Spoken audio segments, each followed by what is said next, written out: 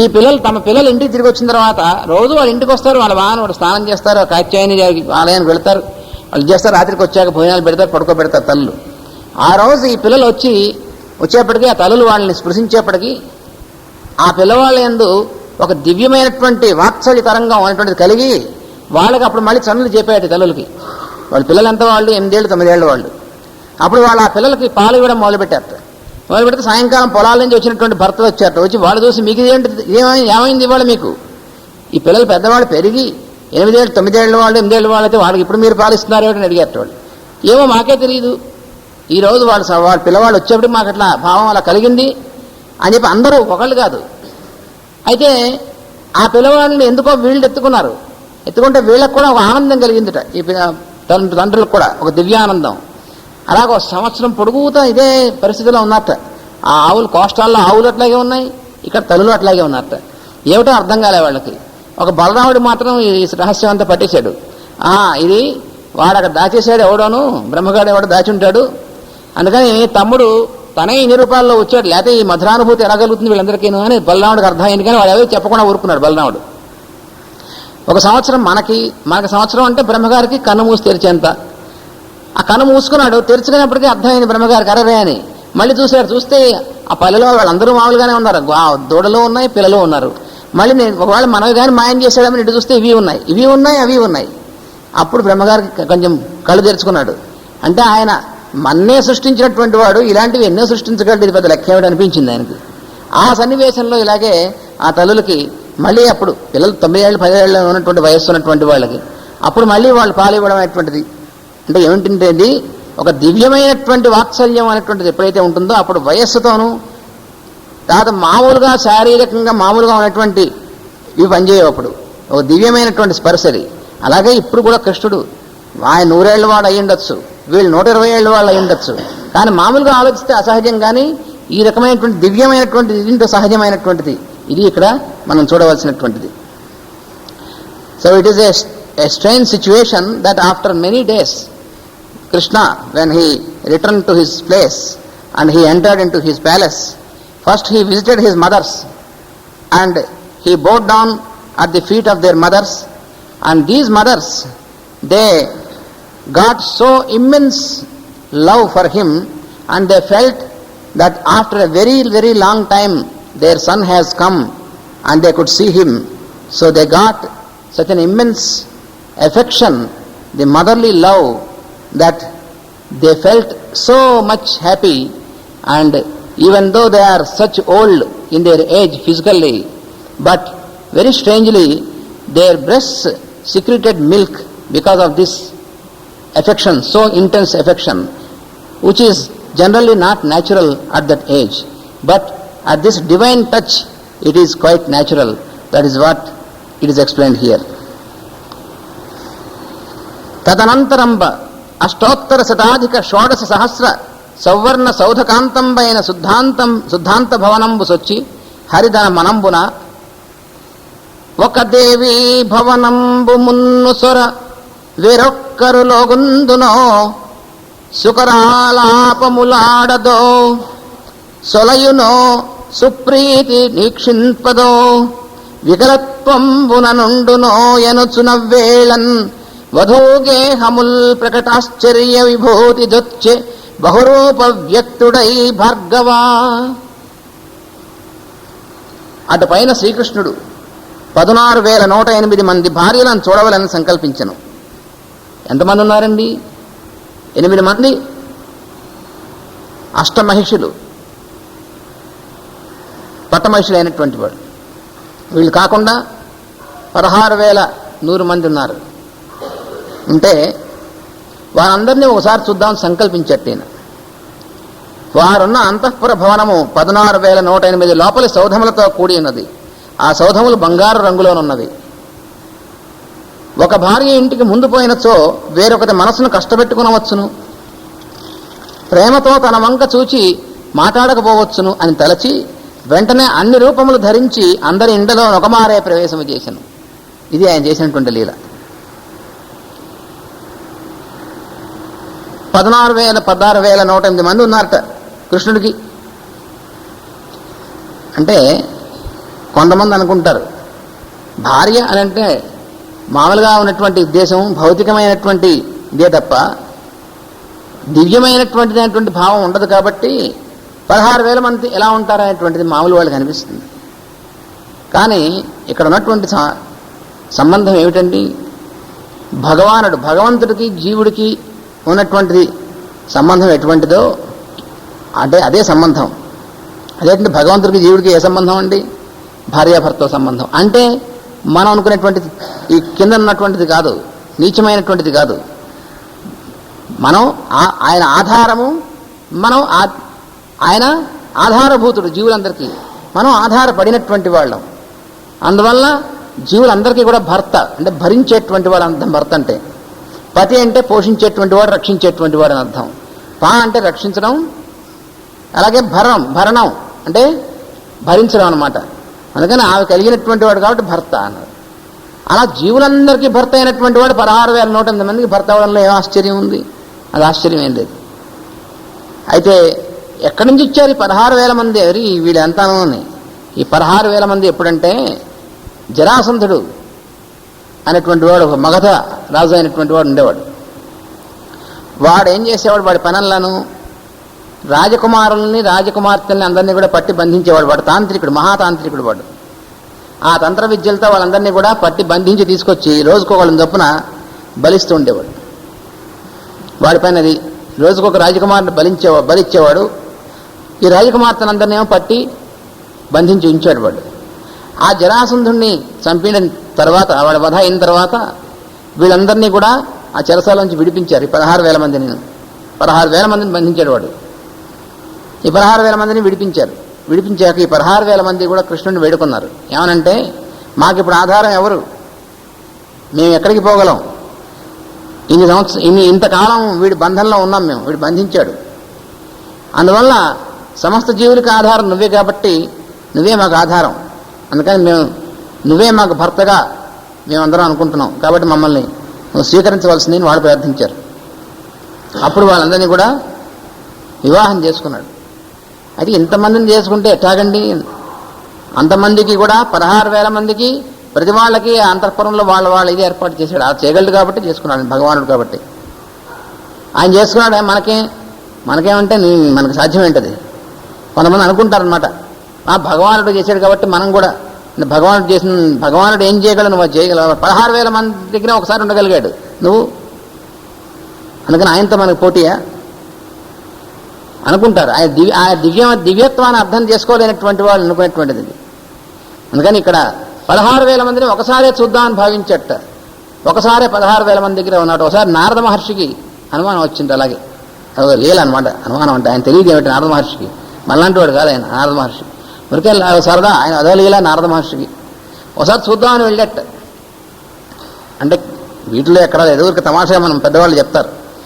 వెళితే ఏంటో ఉంటాడు స్వామి అని వెళ్ళట. రుక్మిణి గారి ఇంటికి వెళ్ళట. వెళ్తే స్వామి అక్కడ రుక్మిణి గారితో సల్లాపాడుతూ మాట్లాడుతూ ఉన్నట్ట. ఏమయ్యా నారద కులాసా అన్నట్ట. కబుర్లు చెప్పాడు. రుక్మిణి గారు ఏదో కాఫీ ఒకటి ఇచ్చింది, తాగాడు. అయిన తర్వాత వెంటనే సత్యమావ గారి ఇంటికి వెళ్ళాడు. ఆమెను అడుగుదాం స్వామి అక్కడ ఉన్నాడని చెప్దామని తమాషాగా. వెళ్ళేప్పటికీ సత్యమావ గారితో సల్లాపాడుతున్నాడు స్వామి. అరే నాకంటే ముందు ఎలా వచ్చాడు అనుకున్నాడు ఈయన. అనుకుంటే స్వామి మళ్ళీ ఏం నారదా బాగున్నా, ఏం ఎరగనట్టుగా అంతకుముందు అక్కడ ఉన్నావే అని అనకుండా ఆయన అంతకంటే కొంటే ఏం నారదా ఎప్పుడొచ్చావో బాగున్నావా లేదంటే ప్రశ్న వేసేట. అప్పుడే కొత్తగా చూసినట్టుగా ఈయన గప్చిప్పుగా ఏం మాట్లాడకుండా బాగానే ఉన్నామండి. మళ్ళీ ఆ సత్యభామ గారు కాఫీ ఒకటి ఇస్తే మళ్ళీ తాగాడు. నేను తాకుండా వెళ్తే ఆవిడ కోపం వస్తుందేమని మళ్ళీ అక్కడి నుంచి జాంబవతి గారి దగ్గరికి వెళ్ళాడు. అక్కడ స్వామి అక్కడ ఉన్నట్ట. ఓని దుంపదగా ఎక్కడికి వెళ్తే అక్కడ ముందు ఎలా ఉన్నాడు ఈయన. ఇంకా తొందరగా వెళదాం. తర్వాత లక్ష్మణ ఇంకో ఆవిడ ఉంది, అక్కడ ఇంకా తొందరగా వెళదాం అనుకున్నట్టు వెళ్ళాట. అక్కడ ఈయన ఎంత తొందరగా వెళ్తే అంతకంటే ముందే ఉన్నాడు స్వామి అక్కడ. ఇలా 16,000 మంది దగ్గరికి వెళ్ళి 16,000 మంది దగ్గర ఆయన అక్కడ అంటే అలాగే ఉన్నట్టు ఆయన. ఈ 16,000 మంది వెళ్ళినప్పుడు నారదులు వారు వచ్చారని వాళ్ళు కాఫీ ఒకటి ఇచ్చేవాళ్ళు పాపం. వీరికి ఏమైనా పొట్టొప్పిపోయింది.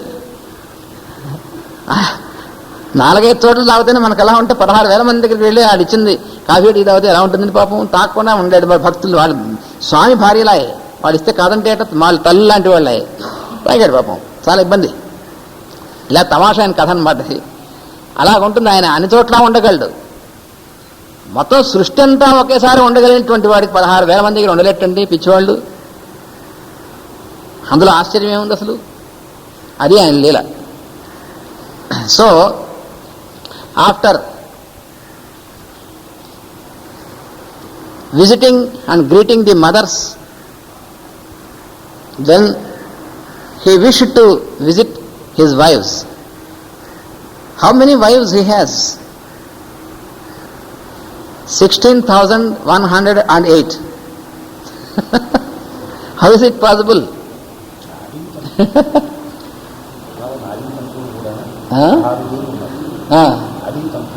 Nadi Tantri. Nervous system. Only important parcel of God. So, normally thinking in terms of our existence, it is impossible. So, it is not just physical relation as we think now in the relationship of husband and wife. So, if you think in terms of this, it is an impossibility. But you should understand the divinity, then it is possible. And he just wanted to make a play, a fun. Then he thought, if I enter first the house of one wife, what the other may think. Then what he has done, he entered the houses of all these 16,108 wives simultaneously at a time. So he has taken so many forms of himself and entered the houses of all the wives at a time, so that none of them is displeased. So this is possible only for the Lord. One may think that how is this possible, that he can be present like this? Very simple. When he can be present as omniscient in the whole universe, in every atom, then why not it is possible to be present for 16,108 places? It is so simple. So we have to think with divine logic, not with human logic, because we are thinking of God. And another secret is omnipresent. So this is what is called omnipresence. And also in our nervous system in us, if we make a close observation, there are 16,108 nerve fibers in our system. So for him, each of these fiber is a wife. So they are part and parcel of his body. So we are existing simultaneously to each of these nervous fibers in our body. So he can exist simultaneously with all these wives. So we have to think in terms of divine force, divinity, not in human frame. So human is limited, divine is unlimited. So this is what is explained here. శిశువుల చంకలనిడి తను కృషతలు విరహాగ్ని తెలుప గృహగేహళులన్ రసనలు జారక సిగ్గున శశిముఖులెదురేగిరపుడు జలజాక్షునకున్. ఒకటి బిడ్డను చంకనెత్తుకొని ఎదురు వచ్చెను, ఒకటి విరహబాధతో చిక్కి ఉండెను, ఒకటి గుమ్మము దాటు తొందరలో మొలనూలు తెగ జారిపోయాను. అలాగా రకరకాలైనటువంటి విధంగా ఉన్నటువంటి వాళ్ళు ఈయనకి ఎదురొచ్చారు భార్యలు. పతి నా ఇంటికి మున్ను వచ్చెనిద నా ప్రాణేశు తస్మద్గృహాగతుడయ్యన్ మునుసేరె బోతులు తమత్కంతుండు నాశాలకే ఇతరాలభ్య సుఖంబు గంటిన నితారింటింత నచ్చించిరయ్యతివల్ 116,000 నెనమండ్రే అవ్వేళనాత్మేశ్వరున్. వారలు చూచి హరి ఇట్లనియే, ఒక్కతను చూచి కృష్ణుడు నా ఇంటికి కృష్ణుడు ముందు వచ్చును అని వారందరూ పరవశులై కృష్ణుని పూజించిరి. వాళ్ళందరూ అనుకున్నట్ట, ఎవరికి వాళ్ళు అనుకున్నట్ట, మా స్వామి నా ఇంటికే ముందు వచ్చాడు అనుకున్నట్ట. ఎవరికి వాళ్ళు 16,108 మంది కూడా అనుకున్నట్టంటే ఆ వస్తూ తిన్నా మన దగ్గరికి వచ్చాడు కాబట్టి ముందు నా ఇంటికి వచ్చాడు, నేనంటే ఎంత ప్రేమో స్వామికి అని ప్రతి వాళ్ళు అనుకున్నారట. అది భగవంతుడు ఉన్నటువంటి లక్షణం. భగవంతుడు ఎవరికి దగ్గర వాడండి? దాని సమాధానం అంటే ఎవరికి దగ్గరవాడు కాడండి అనే సమాధానం. భగవంతుడు ఎవరికి దగ్గర అంటే ఎవరికి దగ్గర కాదు, సమస్త జీవుల్లో ఉన్నటువంటి ప్రతి జీవికి దగ్గర. ఎందుకంటే ప్రతి జీవిలోనూ అంతర్యామిగా ఉన్నాడు, కానీ దగ్గర కాదు అది. జీవి లోపల అంతర్యామిగా ఉన్నటువంటి వాడిగా భగవంతుడు అంటే అంతకంటే దగ్గర ఇంకెవరుంటారండి? భగవంతుడి కంటే మన దగ్గరైన వాడు ఇంకెవరుంటారంటే మనలో అంతర్యామి ఆయనే కాబట్టి ఆయన ఏందే మనం ఉన్నాం కాబట్టి అంతకంటే దగ్గర ఇంకెవరు ఉండరు. కాబట్టి ఎవరికి దగ్గర? అందరికీ దగ్గరే. ఇది అసలు అందులో ఉన్నటువంటి రహస్యం. So each one of these wives is so immensely happy because she felt, each one of them she felt that her husband has come first straight to her only before going to others' house. So he entered simultaneously into all these houses of his 16,108 wives, and each of these 16,108 wives was thinking, she was feeling so happy because she felt that all of them, they felt that he came first straight to her only. So this is a magic. This is not a black magic but a white magic played by God. Actually, in all the beings of this creation, who is more closer to God? What is the answer for this question? The answer is, another question is an answer for this. Who is not closer to God? Can you find even one atom in this creation which is not closer to God? Because each atom is pervaded by God. So there is nothing than God which is so closer for each and every being and each and every atom in this creation. So that is reality.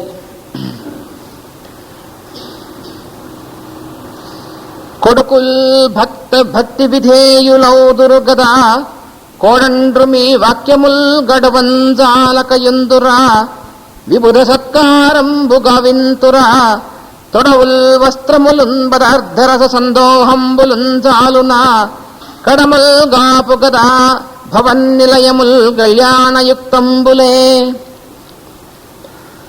కృష్ణుడు ఒక ఆవిడ్ని అడుగుతున్నట్టు, ఒకతను చూచి కృష్ణుడు కొడుకులు భక్తి విధేయులుగా ఉన్నారా అని ప్రశ్నించట ఒక భార్యను చూసి. ఇంకో ఆవిడతో కోడండ్రు మీ మాట పాటించురా అని ఇంకో ఆవిడని అడిగట. ఇంకో ఆవిడని దేవతలు పూజలు చేస్తున్నారా, దేవతలకు మీరు పూజలు చేస్తున్నారా అని ఇంకో ఆవిడని అడిగట. ఇంకో ఆవిడని పదార్థములు సమృద్ధిగా సరిపోతున్నవా అని ఇంకో ఆవిడని అడిగట. ఇంకో ఆవిడేమో నీ ఇంట ఏ లోటు రాలేదు కదా అని ఇంకో ఆవిడని. ఇలాగ ఒక్కొక్క ఆవిడని ఒక్కొక్క విధంగా కుశల ప్రశ్నలు వేసేట. కౌటుంబిక జీవి అంటే భగవంతుడు అయినంత మాత్రాన భార్యని కుశల ప్రశ్నలు వేయకుండా ఉంటాడా? భగవంతుడే భార్యని కుశల ప్రశ్నలు వేయకుండా ఉంటే మనం అసలు కంటే ఎంతకంటే వేయం. భగవంతుడు అంటే ఎలా ఉంటాడంటే భగవంతుడిలా ఉంటాడు, కానీ భగవంతుడు ఎలా ఉండాలో మనకు కూడా ఆదర్శప్రాయంగా ఉంటాడు. అది కూడాను ఇది మనకి ఇందులో ఉన్నటువంటి విశేషం. ఏమంటే ఆయన భగవంతుడు కదా, ఇంట్లోకి వెళ్ళి భార్యతో మాట్లాడతారా? ఎందుకు మాట్లాడండి? భగవంతుడు మనకంటే ఇంకా చాలా చక్కగా మాట్లాడతాడు ఆయన, ఇంకా ఎక్కువ. ఎందుకంటే భగవంతుడు కాబట్టి, జీవులు అందరి యందు ఆయనకి అంత ఎక్కువ ప్రేమ ఉన్నవాడు కాబట్టి, భార్య కూడా జీవుల్లో ఒకతేగా, భార్య వేరే ఇంటేమన్నా. కాబట్టి జీవులు అందరి మీద ప్రేమ ఉన్నప్పుడు భార్య మీద కూడా ప్రేమ ఉంటుంది. కాబట్టి ఆ భార్యతోనూ అంత ప్రేమగానే మాట్లాడతాడు. సమస్త జీవుల్ని ఎంత ప్రేమగా చూస్తాడు, భార్యగా ఉన్నటువంటి జీవి ఎందు కూడా అలాగే చూస్తాడు. అదేంటి భగవంతుడు భార్యతో మాట్లాడేమో అనుకుంటే ఎట్లా? అందుకని ప్రతి భార్యని 16,108 మంది అయినప్పటికీ ప్రతి భార్యని ఒక్కొక్క ఆమెకి ఇష్టమైనటువంటి ప్రశ్న వేశాడు. అక్కడ చూడండి తమాషా. ఈ ప్రశ్నలన్నీ కూడాను అందరినీ ఒకే ప్రశ్న ఎందుకే లేదు అన్నాడు. అందరినీ ఒకే ప్రశ్న ఎందుకే లేదంటే భగవంతుడు ఎప్పుడూ ఒకలాగే ఉంటాడు, కానీ జీవుల్లో వైవిధ్యం ఉందిగా. అందుకని జీవుల్లో వైవిధ్యం ఉన్నప్పుడు ఆ వైవిధ్యం ఉన్నటువంటి రీతిలో వాళ్ళు అనుగ్రహిస్తాడు భగవంతుడు. అదే అందులో ఉన్నటువంటి విశేషం. మనలో ఉన్నటువంటి అంతర్యామి ఎప్పుడూ ఒకటే స్వరూపం, కానీ మనందరం ఒకలా ఉన్నామా? ఒకళ్ళకి ఏవో ఇష్టమో, ఒకళ్ళకి ఇంకోటి ఇష్టమో. అందుకని వాళ్ళ సంస్కారాన్ని బట్టి, వాళ్ళ జీవ పరిణామాన్ని బట్టి, వాళ్ళకు ఉన్నటువంటి ఇష్టాయిష్టాలను బట్టి ఆ ప్రకారంగా వాళ్ళు అనుగ్రహిస్తాడు భగవంతుడు. అందుకని వాళ్ళు వేసే ప్రశ్నలు దేన్ని బట్టి వేశాడు? వాళ్ళని బట్టి. ఎప్పుడూ దేవతార్చన చేసుకునేటువంటి స్వభావం కలిగినటువంటి ఆవిడేమో నీ పూజలు బాగా సాగుతున్నాయని అడిగాడు. కొడుకులు చెప్పిన మాట వినాలి అనుకున్నటువంటి భార్యనేమో నీ కొడుకులు చక్కగా చెప్పిన మాట వింటున్నారా అని అడిగాడు, భక్తితో ఉన్నారా అని. కోడళ్ళు మంచి కంట్రోల్లో ఉండాలి నాకు అనుకున్నటువంటి ఆవిడేమో నీ కోడలు నీ చెప్పినట్టు వింటున్నారా అన్నాడు. దేన్ని బట్టి అడిగాడు? సరే, వాళ్ళని బట్టి అడిగాడు ప్రశ్న. అది భగవంతుడు అంటే. అది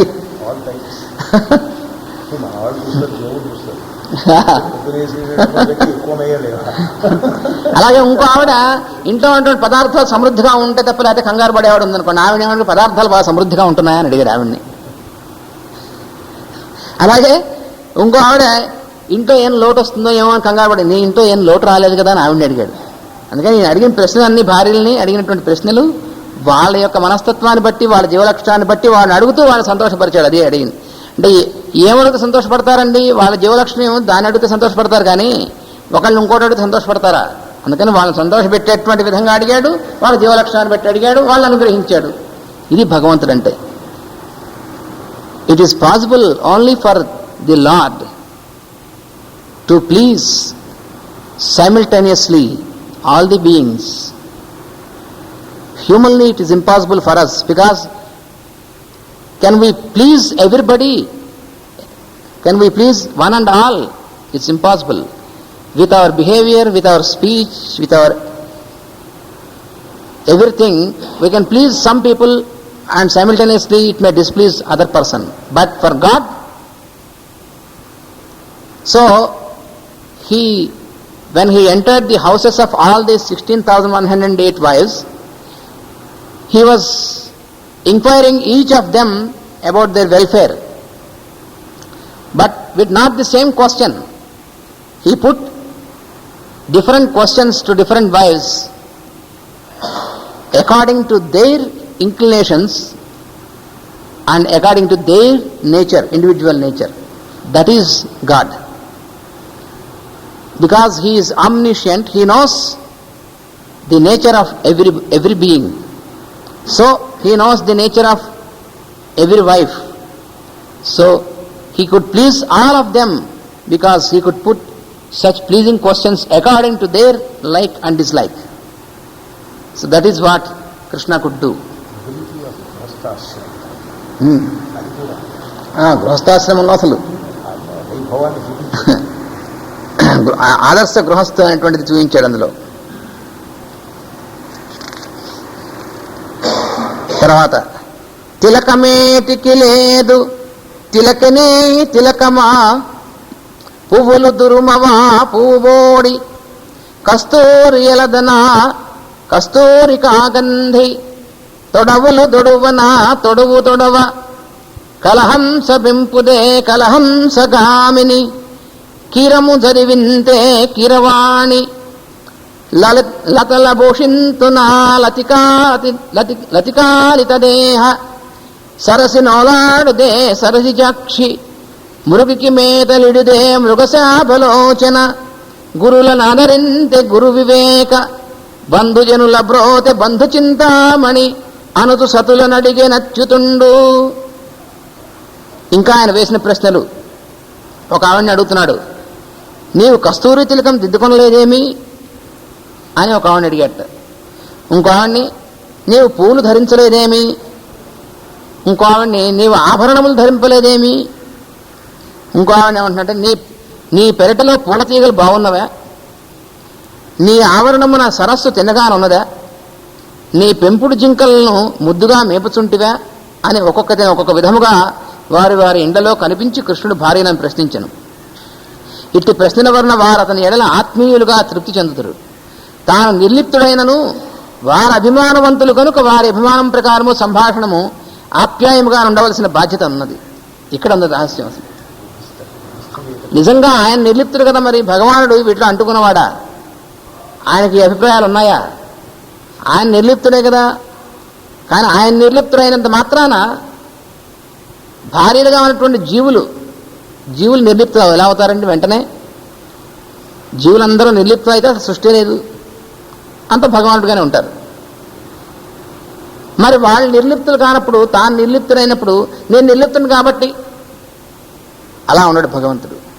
తాను నిర్లిప్తుడు అయినప్పటికీ, తాను దేనికి అంటుకోనటువంటి వాడైనప్పటికీ వాళ్ళతో వాళ్ళని ప్రశ్న వేస్తూ వాళ్ళ సంగతి చూస్తూ వాళ్ళతో వ్యవహరించేప్పుడు తాను కూడా వాళ్ళ వలే, వాళ్ళలాగే అందులో ఉన్నటువంటి వాడి వలే ఉంటాడు, కానీ అందులో ఉండడు. అది తమాషా ఆయన. అందుకని వాళ్ళని ఆనందపరుస్తాడు. తాను నిర్లిప్తుడైనను వారి అభిమానవతులు కనుక వారి అభిమానం ప్రకారం సంభాషణ ఆప్యాయముగా నడపవలసిన బాధ్యత ఉన్నది. సృష్టిలో జీవుల ప్రేమానురాగములతో కూడిన మమకార బంధములను తన సాన్నిధ్యం వల్ల మరపింపవలనే గాని త్రెంపుట భగవానుడు ఇష్టపడడు. మనకు మమకారాలు ఉంటాయి, జీవులకి బంధాలు ఉంటాయి. ఈ మమకారాలు బంధాలు అయినటువంటి వాడిని ఏం చేస్తాడు, తన సాన్నిధ్యాన్ని ఇచ్చి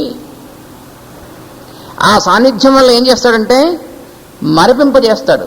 అంటే ఈ మమకారాలని మరపింపజేస్తాడు కానీ త్రెంపడు. అది అక్కడ ఉన్నటువంటిది. తెంపుకొని పారిపోయేటువంటి వాడు పిరికివాడు, భగవానుడు కాదు. మమకారాలు అనేటువంటి వాడిని తెంపుకొని ఎక్కడ పారిపోతాడు వాడు? తెంపుకునేవాడు ఎక్కడికి పారిపోలేడు. భౌతికంగా తెంపుకోగలడు కానీ మనసు ఎక్కడ తెంపుకోగలడు? అలా పారిపోయేవాడు పిచ్చివాడు. అందుకని భగవానుడి యొక్క పద్ధతి అది కాదు. ఆయన తెంపుకోడు, పారిపోడు. కానీ వాళ్ళని వీటి ఈ మమకారం బంధాల నుంచి వాళ్ళంతా వాళ్ళు పైకి వచ్చేట్టుగా తన యొక్క సాన్నిధ్యం కల్పిస్తాడు, మరిపింపజేస్తాడు. వాళ్ళని కూడా భగవత్ అనుభూతిలోకి లీనమయ్యేట్టుగా చేస్తాడు. అది భగవానుడు చేసేటువంటిది. రాజయోగ సాధనలో వైరాగ్యం అభ్యసింపజేయనప్పుడు చైతన్యత్వమునకు జడత్వము కలిగించడం వలన కోరికలు ఎండిపోయినను తొలగింపబడక అనుకూల వాతావరణం కలుగగానే మనలో మొలకెత్తుతుండను. కోరికలు అనేటువంటి వాటిని జయించాలి అని చెప్పి అనుకున్నటువంటిది రెండు రకాలుగా ఉంది. ఒకటేమో వైరాగ్యం అనేటువంటిది. వైరాగ్యం అంటే అర్థం ఏమిటి? దానంతటది అంటకుండా ఉండేటువంటి స్థితి దానంతటది రావడం. దేనివల్ల? దీని నుంచి మనస్సు పరిస్థితిలోకి లీనమవడం వల్ల వచ్చేటువంటి సహజమైనటువంటిది. అలా కాకుండా ఇవి అంటుకుంటాయేమో అని చెప్పి భయపడి బంధించేసామనుకోండి, ఇంద్రియాలను వాటిన్నిటిని ఎండగొట్టేసామనుకోండి. ఎండగొట్టేస్తే ఏమవుతుంది? విత్తనాలు ఎండిపోయినప్పుడు ఏమవుతాయి? ఎండిపోయి ఉంటాయి. మళ్ళీ ఎక్కడైనా కాస్త తడిగా ఉన్నటువంటి నేలలో పడంగానే మళ్ళీ మొలకెత్తుతాయి. అలాగే ఈ ఇంద్రియాలు ఉన్నటువంటివి అన్నీ కూడా వీటికి సంబంధించినటువంటి ఎండగొట్టేస్తే మళ్ళీ అనుకూలమైన వాతావరణం రాగానే ఇంకా బ్రహ్మాండంగా మొలకెత్తుతాయి. ఎక్కడికి పోతుంది? అక్కడ ఉంది తమాషా. So this lord Krishna further he is enquiring these wives as if he is such a husband who is so much involved like the normal human being, but it is a very strange thing. He is the Lord. He is never involved in anything. He has no involvement, and he is above all the attachments. But these people, these women who are his wives, they are all not of that state of existence. So they have an attachment to him as husband. So what God, when he comes into a human frame, how he behaves with them is, by giving his presence, he makes them also, he magnetizes them also gradually to raise above attachment, but he never tries to cut these attachments off. That is the real way of treating. Generally, when we think of non-attachment, when we think of practicing non-attachment, what generally we understand in the beginning is that a disciple on the path, and an aspirant, he tries to get away from the attachments by controlling forcibly his senses. But what happens is, if you try to control the senses in a forcible manner, you may make them starve. But what happens is, whenever there is a congenial atmosphere, a congenial condition is there, again they start with double vigor. So this is not real way of attaining non-attachment. What is happening with seeds? When you take away the seeds and dry them, afterwards, whenever the seed reaches the soil where there is water, then it starts sprouting. So, just like these seeds, our senses and sense objects, you cannot make them emaciate, but what you have to do is you have to train them such a manner that automatically they leave off the attachment towards these things and they get absorbed towards a higher experience. So this is the way of dealing that Lord Krishna explains and Lord Krishna follows, and he has exemplified this, and he called this Raj Yoga. This is what he has explained in Bhagavad Gita. Viraga. This is called Vairagya. Vishishtamayana Anuragam. So it is actually, what is the significance of the word Vairagya? Raga means attachment. So generally what they say, Vairagya means non-attachment. But how? By attaching this to a higher thing. By this only you get non-attachment, but not by cutting away the attachment. To raise its level, to raise it to the higher experience. If you cut a root of a tree, what happens? It produces another root. It can produce it. Another root can sprout. So it's not by cutting away, but it is turning this towards a better thing, towards a higher experience. This is the only way to reach the goal in a safe manner and a sure manner. That is how with the wives also, because they are normal beings, they are having attachment as husband, wife, children and all these things. He is never attached, he is above all the attachments, but at the same time he behaves with them as a normal husband. At the same time he magnetizes them also to reach his state. He honors their feelings and brings them gradually, elevates them, magnetizes them through his presence. That is what is called Raja Yoga. This is the real yoga. So for us also, when we want to practice yoga by practicing non-attachment, we should never try to starve our senses. For example, my tongue is craving for something which is very delicious. So if you keep that away and shut my tongue, then what happens? My mind will be attached to that. So what is the use of this? So what you have to do is, you must prescribe something to the mind which is more delicious than this. So what is more delicious? God presence is more delicious. So you train your mind to God presence which is more delicious, and your sense of taste is never more drawn to the delicious things. So this is what is called transcending. Transcending is different than shunning out. It's not leaving off, but it is to transcend. So it is, Raja Yoga is the path of transcending, but not the path of eliminating. It is not elimination. What can you eliminate? You cannot eliminate your mind. You can eliminate the objects. You can eliminate something else which is outside. But can you eliminate your mind? It's impossible. So you have to bring your mind towards a better thing, and this is the only process to the right path. Then all these things will never more attract you. Otherwise, after some time they will attract once again with double vigor if you suppress them. So it is not a process of suppression, it is a process of sublimation. Suppression brings you back into the same pit, whereas sublimation brings you, elevates you upwards.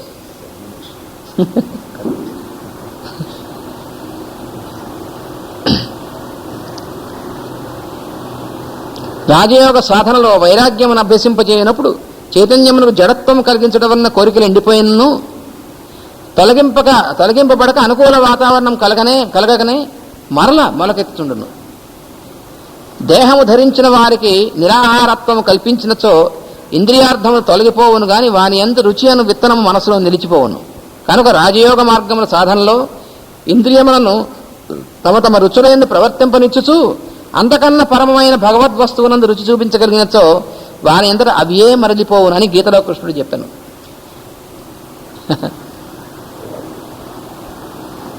అలాగే భగవద్ రామానుజుల వారు అంటే రామానుజాచార్యుల వారి దగ్గర చాలామంది శిష్యులు ఉండేవాళ్ళు.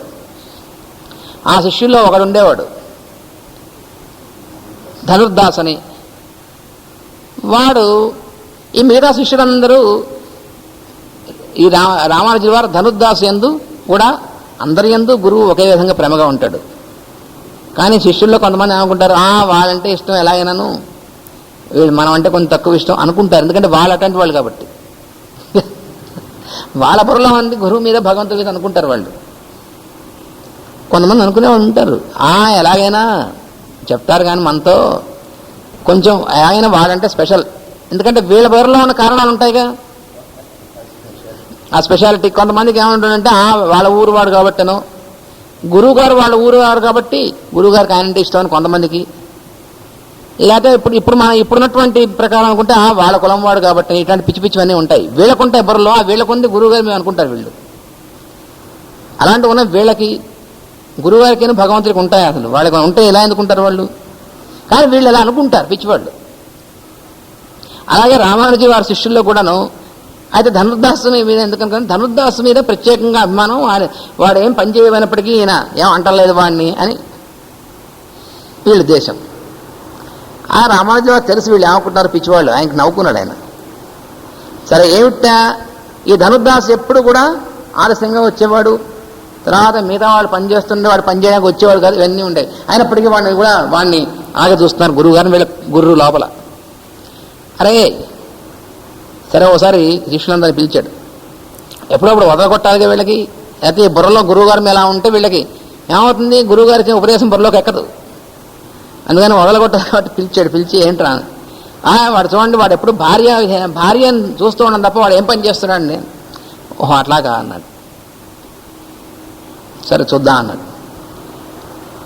వాడేం చేసేవాట ధనుర్దాసు, ఆ భార్య ఎక్కడికి వెళ్తే వెనకాల గొడుగు పట్టుకుని అలా వెళ్ళేవాట, ఆవిడ కందిపోతుందేమో అని. వాడు ఎక్కువ సమయం అంతా కూడా భార్యను జాగ్రత్తగా చూసుకోవడంలో. వాడిని శిష్యుడిగా చూస్తారేటండి. మరి ఉండండి రా పిచ్చివాళ్ళ చెప్తాను అసలు విషయం అన్నట్టు. వాడు పిలిచి, అరే నువ్వు ఎందుకురా, ఏమిటి ప్రత్యేకత ఉందిరా, నువ్వు అట్లా ప్రత్యేకంగా చేస్తున్నావు అన్నట్టు. ఏమిటి నీకు వ్యామోహం అన్నట్టు. అంటే వాడు చెప్పేట వ్యామోహం కాదండి, ఆవిడ కన్నుల్లో ఆ కళ్ళలో ఒక రకమైనటువంటి కాంతి ఉందండి, అది ఒక సౌందర్యం ఉందండి, ఆ జాగ్రత్తగా అది అక్కడ ఎక్కడే అవుతుందో నేను చూస్తున్నాను, అంతకంటే ఏం లేదు. నీకు అంతకంటే సౌందర్యమైనటువంటి కన్నులు చూపిస్తే ఏం చేస్తారు అన్నట్టు. అక్కడి నుంచి కదలకుండా ఉండిపోతాను అన్నట్టు. అయితే రా అన్నట్టు. శ్రీరంగం ఆలయంలో తీసుకెళ్ళి రంగనాథుని చూపించారు. రోజు చూసే రంగనాథుడే, కానీ ఈయన ఆ స్పర్శ ఇచ్చి చూడరా అన్నట్టు ఆ కళ్ళలోకి. అంటే ఆ రంగనాథుడి కళ్ళలో చూస్తున్నాడు, ఉండిపోయాడు వాడు. ఇంకా కదలలేదు అక్కడి నుంచి. ఇంకంతే, అక్కడి నుంచి వాడి జీవితం మారిపోయింది. అయితే భార్యను వదిలేదు, కానీ అప్పటి నుంచి అసలు ఈ వ్యామోహాలు లేవు, పూర్తిగా రంగనాథుడి సేవలో ఉండిపోయాడు. మీరా శిష్యులు అడిగాడు, పిచ్చి వేసాలా మరి ఇప్పుడు మీరేమంటారు, మీకు ఇలాంటిది వచ్చింది అన్నాడు. నోరు వెళ్ళబెట్టారు. వీళ్ళు ఏం చేస్తారు, ఇంకోటి గురించి కంప్లైంట్ చేయడమే కానీ తమ స్థితి ఏమిటి, ఇంకోటి స్థితి ఏమిటి, గురువు చూసుకోవాల్సింది కదా. ఆయన చూస్తున్నాడు కదా, గురువు అనుకున్నప్పుడు ఆయన చూడగలడు. ఎప్పుడు ఎవరి చేత ఏం చేయించాలో, ఎవరికే సాన్నిధ్యం అవ్వాలో ఆయన చూసుకుంటాడు అనేటువంటి ఆ మాత్రం కామన్ సెన్స్ ఉండదు. మన పాయింట్ ఆఫ్ వ్యూ మనం చెప్పిందే అనుకుంటారు, కానీ గురువుగారు పట్టించుకోవడం లేదు, లేదా గురువుగారు వాళ్ళు ప్రత్యేకంగా చూస్తున్నారు. ఇట్లాంటి పిచ్చి ఆలోచనలు నేను ఎవరిని ఎప్పుడు ఎలా చేయాలనేటువంటిది గురువుకు తెలుస్తుందా మనకే. గురువు సజెషన్ ఇస్తూ ఉంటారు పిచ్చివాళ్ళు. అందువల్ల దేహం ధరించినటువంటి వాళ్ళందరూ వాళ్ళకి నిరాహారత్వం అనేటువంటిది దాని గురించి అంటే ఏమిటంటే ఇంతకంటే మంచి చూపించినప్పుడు దాని మీద దృష్టి వెళ్ళిపోయి అక్కడ నిలిచిపోతుంది. అంతే, అలాగా మళ్లించాల్సిందే కానీ బంధించడం వల్ల కాదు. వాడిని అరే నువ్వు నీ భార్య నా చూడడానికి వీలేదు, వచ్చి ఇక్కడ సేవ చేయి అంటే వాడు బలవంతాన్ని గురువు గారు చెప్పారు కాబట్టి ఇక్కడికి వచ్చినా వాడి బుర్ర అక్కడ ఉంటుంది. అందుకని ఎలా మళ్లించాలనేటువంటిది గురువుకి భగవంతుడికి తెలుసు. అదేవిధంగా మనం కూడా ప్రాక్టీస్ చేయమని, మనం కూడా చేయమని చెప్పి భగవంతుడు గీతలో చెప్పాడు అని గీతలో కృష్ణుడు చెప్పాను.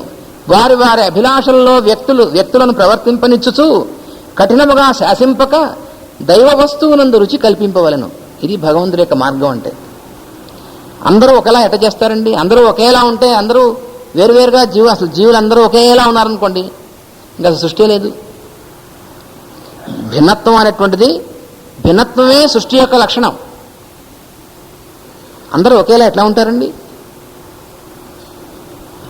అలా అనుకోవడం ఎంత పిచ్చి అంటే, అందరూ మనం ఇలా ఉన్నాం కాబట్టి అందరూ అలాగే ఉండాలి. ఎలా ఉంటారు? ఉండరు అలాగా. కానీ అందరూ అలా లేరు కాబట్టి శిక్షించాలి. అలా ఎంతమంది శిక్షిస్తారు భగవంతుడు అలా శిక్షిస్తే? అందువల్ల అలా కాదు, ఎవరి యొక్క అభిరుచిని బట్టి వాడిని ఉండనిస్తూ దాంట్లోంచి మెల్లిగా వాళ్ళని మార్గంలోకి మళ్లించడం, అది భగవానుడు కానీ గురువు కానీ చేసేటువంటి పని. అది ఎలా చేస్తాడో ఆయనకి సాధ్యం అవుతుంది, మనకి ఎలా అంతపడుతుంది అది? అందుకని వారి వారి అభిలాషల్లో వ్యక్తులను ప్రవర్తింపనిచ్చుచు కఠినముగా శాసింపక దైవ వస్తువునందు రుచి కల్పింపవలెను.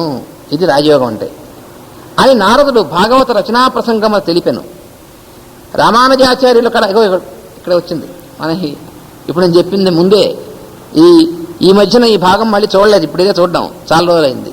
కానీ ఇక్కడే ఉంది, ఎక్కడుందా అనుకున్నాను, ఇక్కడే ఉంది కథ. వెంటనే రామానుజాచార్యులు కూడా ధనుర్దాసుడు శిష్యుడు మాలవాడు ఒకడు ఉండెను. అతని భార్య కన్నులేయడం మిక్కిలి వ్యామోహము. ఆమె చెరువు నుండి నీళ్లు తెచ్చుండగా కన్నులపై ఎండపడునేమో అని భయమును అతను గొడుగు బట్టి నడిచిడివాడు. ఒకనాడు ఈ దృశ్యం గురువు గారు చూచిరి. తర్వాత శిష్యుని పిలిచి, ఇంతకన్నా అందమైన కన్నులు చూపినచో వారికి సేవ చేయదువా అని ప్రశ్నించిరి. అతడు సిగ్గుబడి అంగీకరించాను. ఇంకో అమ్మాయిని చూస్తారు కావాలనుకున్నాడు వీడు, సిగ్గుపడ్డాడు వీడు. గురువు అతనికి యోగస్థితి కల్పించి కన్నులు కట్టి శ్రీరంగేశ్వరుని గర్భగుడిలో గొనిపోయి కన్నులు విప్పగా రంగేశ్వరుని విగ్రహము కన్నుల్లో దివ్యలోచనములు దర్శనమిచ్చెను. ఈ విధమైన శిక్షణమే ఇంద్రియముల ప్రవృత్తులకు రసికమైన మార్గంలో సంపూర్ణ వైరాగ్యం కలిగించును. So here this is an instance wear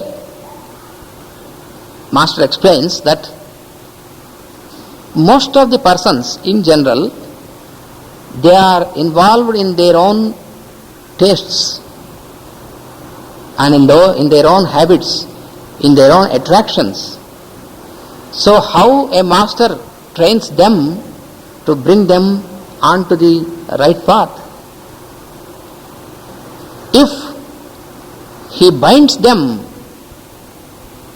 if he imprisons them not to go with all these things, then what happens is, physically he may be imprisoned, but his mind will dwell in those things, in the attachments and in the habits.